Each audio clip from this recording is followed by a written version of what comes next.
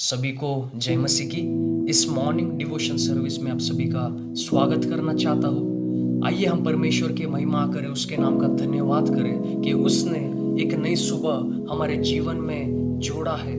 एक नया दिन उसने हमारे जीवन में दिखाया है। इन कठिनाइयों के दिनों में, इन मुश्किलों के दिनों में परमेश्वर ने हमें एक ही कारण के लिए जिंदा रखा है, ताकि हम सर्वदा उसके नाम की धन्यवाद करें, उसके नाम की महिमा करें।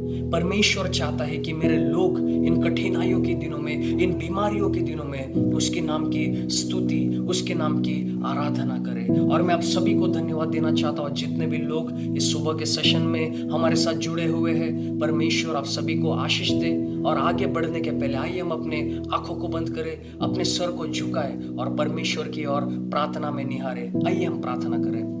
पिता परमेश्वर, हम तेरा नाम का धन्यवाद करते कि तूने एक नई सुबह हमारे जीवन में जोड़ा है। तेरा नाम का धन्यवाद हो कि तूने हमें रात भर एक अच्छी सी नींद दिया है। सही में परमेश्वर तू महान सर्वशक्तिमान है। आज जब हम तेरे वचन से पढ़ते हैं, तेरे वचन से सुनते हैं, सीखते हैं, तो हमसे बातें कर और तेरे वचन के जरिए आज इस सुबह की शुरुआत में तू हमारी अगुवाई कर। तेरे नाम की महिमा हो, तेरे नाम की स्तुति हो। ये छोटी सी प्रार्थना हम प्रभु यीशु नासरी के नाम से मांगते हैं। सुन और ग्रहण कर, आमीन। आज सुबह के मनन के लिए आइए हम अपने सुबह के वचन की ओर देखेंगे। आइए हम भजन संहिता उसका 34 गीत वचन 1 से लेकर 3 को देखेंगे। भजन संहिता उसका 34 गीत वचन 1 से लेकर 3 तक हम देखेंगे। तो ये भजन जो है, ये हमें पता है कि दाऊद राजा ने इस भजन संहिता को लिखा है। वो उसके अनुभव के जरिए इन बातों को लिख रहा है। और अगर हमें इस पूरे गीत को अगर समझना है तो हम पहला शमूएल का किताब उसका 21वां अध्याय वचन 10 से लेके 22 अध्याय से 1 वचन तक हमें इस पूरे भजन का बैकग्राउंड हमें वहां से मिलता है। तो वचन पहले में इस प्रकार से लिखा है, मैं हर समय यहोवा का धन्य कहा करूंगा, उसकी स्तुति निरंतर मेरे मुख से होती रहेगी। जब दाऊद राजा उसके अद्भुत अनुभव से गुजर रहा था, दुख तकलीफों से गुजर रहा था, तब उसने इस भजन संहिता को लिखा। और वे आज सुबह के समय में आपको और मुझे ये बात को सिखा रहा है कि हमें हमेशा यहोवा को धन्य कहना है। एक बार नहीं, 2 बार नहीं, किसी पर्टिकुलर टाइम पे नहीं, परंतु वचन यहाँ पे कहता है हर समय हमें परमेश्वर का धन्यवाद करना है।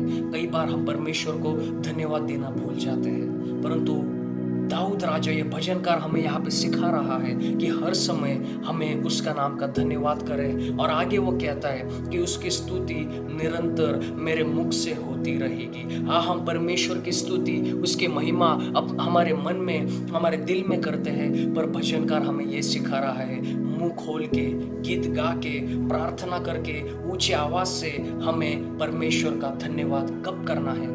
हर समय करना है। जब भी हमें समय मिले, चाहे हम कहाँ भी हो, किसी भी परिस्थिति में हो, दुख में हो, तकलीफ में हो, हमें परमेश्वर का महिमा करना है। दूसरा वचन, मैं यहोवा पर घमंड करूंगा, नम्र लोग ये सुनकर आनंदित होंगे।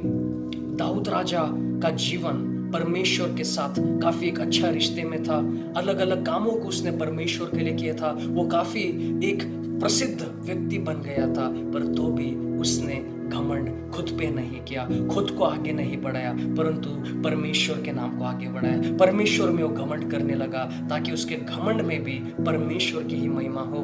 आगे वचन, मेरे साथ यहोवा की बड़ाई करो और आओ हम मिलकर उसके नाम की स्तुति करें। एक सच्चा परमेश्वर का सेवक जब परमेश्वर की महिमा करता है तो दूसरों को भी बुलाता है। इसी प्रकार से वचन आज हमें यह कहता है, आओ हम मिलकर परमेश्वर की बड़ाई करें। हमें व्यक्तिगत रूप में तो परमेश्वर की महिमा करना है, पर लोगों को भी हमें बुलाना है। विशेष रूप से इन कठिनाइयों के दिनों में अनेक लोग को हमें बुलाना है जो कि तकलीफ में है, मुसीबत में है, और उन्हें भी हमें सिखाना है कि हमें एक ही मकसद के लिए आज हम जिंदा है, जीवित है, ताकि हम परमेश्वर की महिमा करें। तो शुरुआत हमारे दिन की हमेशा इस बात से होनी चाहिए कि हर समय हमें परमेश्वर का धन्यवाद देना है, घमंड उसी में करना है। और तीसरी बात, हमारी आराधना के जरिए हमें अनेक लोग को परमेश्वर के पास बुलाना है, ताकि हमारे जीवन के जरिए लोगों को ये बात लगे कि हम परमेश्वर के सेवक हैं। हमेशा हम प्रार्थना में परमेश्वर के धन्यवाद की बातें में समय बिताते हैं, और इसी प्रकार से